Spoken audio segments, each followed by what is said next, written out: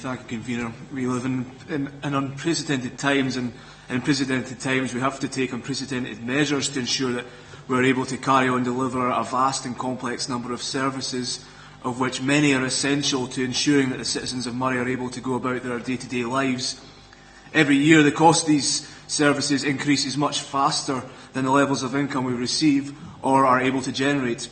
At this point in time, a level-headed and parsimonious approach is the only sensible way forward.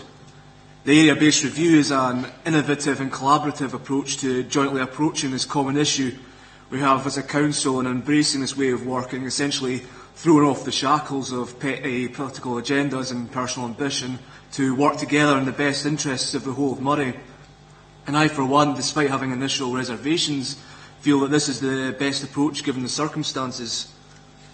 As a group, Moray Labour have all, on occasion, represented at one point or another and regularly feed back to members not present about what is going on and what is coming up to ensure that at all times at area-based review our views have been representative of the group feelings in the matter, and we do feel this is fairly reflected within the budget set out before us today.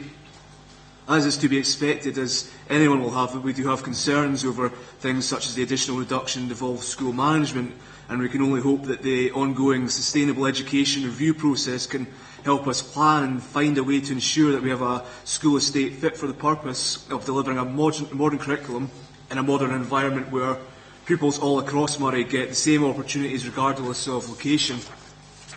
This is, of course, only part of a process, and last week we discussed the position of senior management and the strides forward that have been taken in recent years to reduce the levels and the actions in place to ensure that we continue to ensure that in future years we have an upper level of management that is fit for purpose, trimming and reducing as appropriate and when constantly being reviewed in light of national and local changes to service delivery. And we look forward to continuing to participate in these discussions as future opportunities arise. We would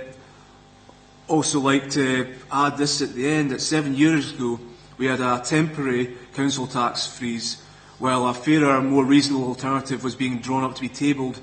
Now, through a combination of party politics and collective somnambulism at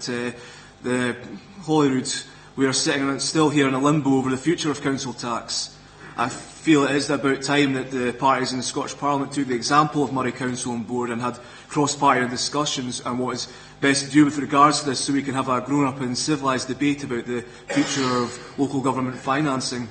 And I can only hope that this opportunity comes up during the recently announced discussions over the review of local government in Scotland.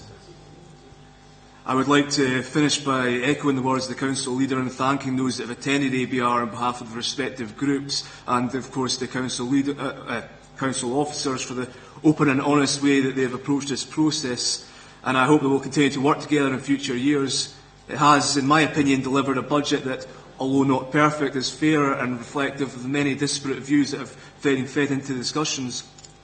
Convener, on behalf of the Moray Council Labour Group, I am more than happy to endorse this budget, and we look forward to continuing to being a part of this process to help create a sustainable and efficient Moray Council fit for our future.